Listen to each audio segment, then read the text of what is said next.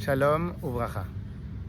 Chers amis, aujourd'hui nous sommes Gimel Tammuz, communément appelé la Hiloula du Rabbi. J'aimerais partager avec vous une petite histoire, sûrement vous la connaissez, mais je pense qu'elle est remplie d'enseignements. L'histoire se passe à Salt Lake City, un des fiefs des Mormons en Amérique.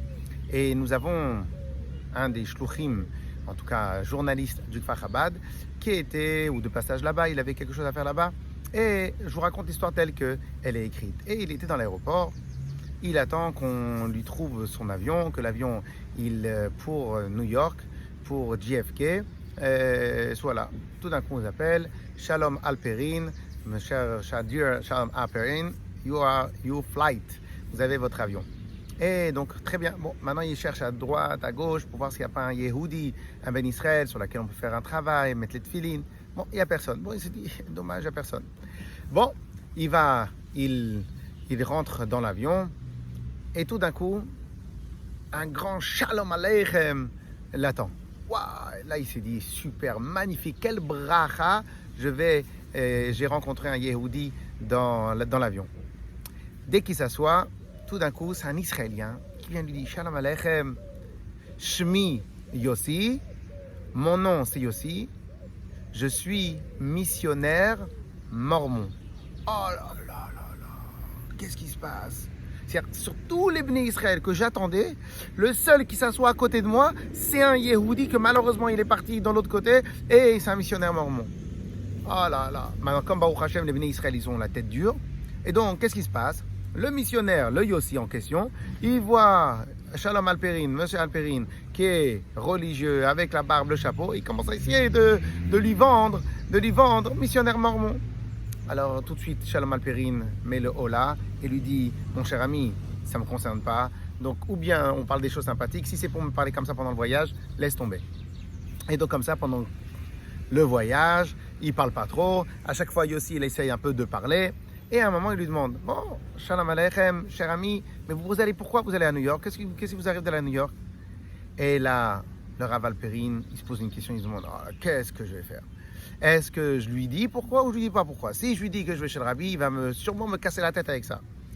Bon, à la fin, il dit, voilà, il y a le grand Rabbi de Lubavitch qui est à New York, et sur mon passage pour rentrer en Eretz Israël, je vais m'arrêter pour voir mon Rabbi. Il fait, ah bon, c'est qui ce Rabbi? Eh ben oui, et là il commence à se poser la question, est-ce que je lui dis tout ou pas? Après il se demande, mais s'il y a vraiment une personne sur terre qui peut réveiller sa flamme qui est en lui, il n'y a que le Rabbi.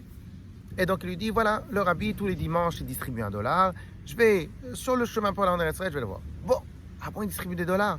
Bon, emmenez-moi là-bas. Mais vous allez pas respecter. Il fait, si vous inquiétez pas, promis, je respecte. Bon, le Rav Alperin, il se demande ce qu'il a bien fait ou pas, mais c'est sûr et certain que s'il y a une personne qui pourrait peut-être faire quelque chose, c'est le Rabbi. Il amène, il lui donne l'adresse du Seventh Eastern Parkway, etc. Et ils attendent la queue pour recevoir le dollar. Le Rav Alperin, il se dit, je vais rester à côté de lui. Pourquoi? Comme ça, quand on va chez le Rabbi, s'il fait quelque chose, je le préviens tout de suite, je l'arrête tout de suite. Mais sur les chemins, pour ceux qui ont connu ça, ils savent qu'il y avait beaucoup de personnes qui attendaient la queue. Et donc, des fois, on se bousculait, on ratait une place. Donc, on est en face, après on passe, il y a deux personnes, comme dans les embouteillages sur le périph'. Et au final, ce monsieur-là, il passe 2 ou 3 personnes avant le Rav Alperin, ce Yossi-là. Et quand il arrive devant chez le Rabbi, là, il lui dit, avec malheureusement la grande chutzpah, mais des fois la chutzpah c'est bien aussi, mais il dit, hey Rabbi, I'm Yossi, je suis Yossi, je sais que vous comprenez l'anglais, je suis missionnaire mormon. Le Rabbi le regarde droit dans les yeux et lui dit, tu es juif? Non, je suis missionnaire mormon et voilà ce que je fais. Tu es juif, Ata Yehudi. Tchic-tchac, ça va vite. Le Rabbi lui donne $1, peut-être $2, mais je ne suis pas sûr. Il donne $1. et lui dit, écoutez bien la bracha. Bracha ve'atzlacha, sur ton influence sur les gens. Le Yossi, il prend le dollar et il s'en va.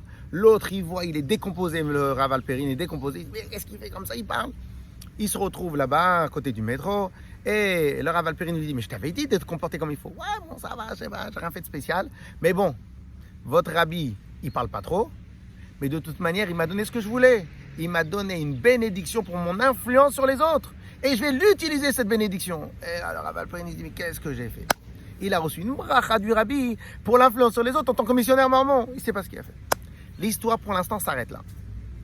Le Rav Alperin, qui est journaliste, donc il voyage beaucoup, quelques années plus tard, il va dans une communauté. Et dans cette communauté-là, il parle, il voit de qu'est-ce qui se passe à droite, à gauche, comment ça se passe la communauté. Et lui-même, c'est lui qui raconte l'histoire. Et là-bas, il a quelqu'un qui lui dit, et vous savez que dans notre communauté, dernièrement, il y a un jeune homme qui est arrivé et il fait un travail sur les jeunes. Il les ramène à la Torah, il les ramène pour étudier, extraordinaire. Mais il est spécial quand même. Il a même dit qu'avant, il était missionnaire mormon et qu'il est même allé chez le rabbi.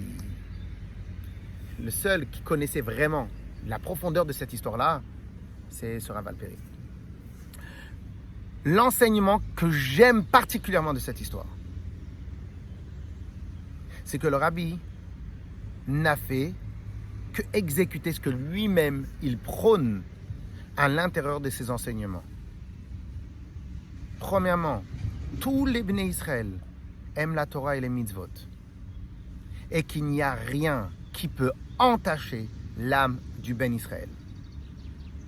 Et la seule chose qui nous reste à nous à faire, c'est de souffler sur la poussière pour enlever le sable et la saleté et raviver la flamme. En lui disant, Ata Yehudi, tu es un Ben Israël. En lui disant ça, bien sûr, le rabbi peut-être il a un souffle plus fort. En lui disant, tu es Yehudi, il a ravivé la flamme, il a soufflé. Et il ne lui restait plus rien à faire, ce Yossi-là, que de changer. Et la bracha et la hatzlacha qu'il lui a donné dans son influence sur les autres, ça a porté ses fruits. Deuxième enseignement qu'on a, le rabbi voulait que chacun influence sur l'autre. On ne peut pas vivre dans un monde où on laisse les gens tout seuls, les gens faire n'importe quoi et on dit ça ne me concerne pas. On voit qu'en vérité, avec toute cette période-là qu'on a eu, le confinement et tout ça, on voit en vérité qu'on est tous interconnectés. Et à plus forte raison, le Ham Israël. On est tous interconnectés. Donc, être connecté entre Ham Israël, c'est pas seulement lorsque Dieu préserve quelqu'un, il va mal, avec toutes les mauvaises nouvelles qu'on a eues, on lui fait Tehillim. C'est pas que ça être connecté. C'est pas que pour faire Tehillim. C'est prendre son téléphone et lui dire, viens étudier, viens un jour de Torah, viens quelque chose, viens un Shabbat à la synagogue, n'importe quoi. Viens faire avec moi la frachat challah, viens allumer les bougies, viens, je te dépose une bougie chez toi à la maison. Il y a ça aussi. On a vu qu'on était tous interconnectés pendant cette période-là, que tous, on a ou été souffert, ou on a été besimcha pour les bonnes nouvelles. Mais concrètement, comme on est tous interconnectés, il faut utiliser cette connexion-là pour raviver la flamme. Et j'aimerais rajouter un petit mot. Nous sommes dans la parashat Korach. Dans la parashat Korach, on a une des périodes les plus difficiles dans toute la Torah. Lorsque on a eu Korach, un monsieur, je ne veux pas expliquer Korach, je ne veux pas expliquer la paracha, mais l'essentiel de ce qu'on a retenu de cette paracha-là, c'est qu'on a une mitzvah lotase, qui est Kol ha-machzik be-machloket. Tout celui qui maintient des machloket, il transgresse une interdiction de la Torah qui s'appelle Velo yeke Korach vecha-adato. Il est interdit d'être comme Korach et comme son assemblée. C'est quoi être machzik be-machloket? C'est si maintenant j'ai un différend avec quelqu'un.